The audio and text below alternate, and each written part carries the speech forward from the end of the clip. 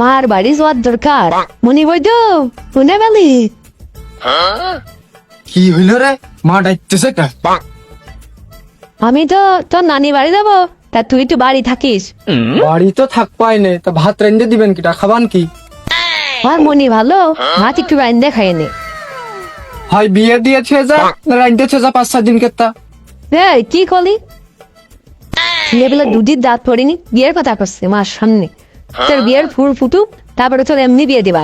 তোর বংশ তো মোতার বংশ, তুই তো নাইগল পারবি না। এই মুখ ডাইগো দিচ্ছি মারে। মারবে মারুক, তাই মুখই মারলো স্যান্ডেল দিয়ে। বাড়ি থাক। বা তো কইলো বিয়ের ফুল ফুটার কথা, গাছ তো একটা লাগাইলাম। দেখি আই রে, কি কাজ হইলো আমারে।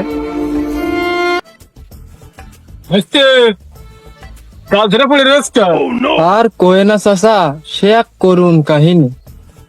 কি তোর আবার মন খারাপ কে? তোর শুনলাম কয়দিন পর বিয়ে, এখন তুই গাছ ছেড়ে দৌড়াই ফুটে রয়েছিস কে? তোর তো এখন আনন্দ জুয়ার ঢুকতেছে।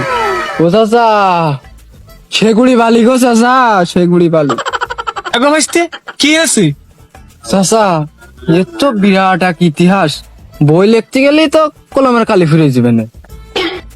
আপু তাই নাকি? তাহলে তোমার বিরাহের কথাটা কও, একটু শুনি।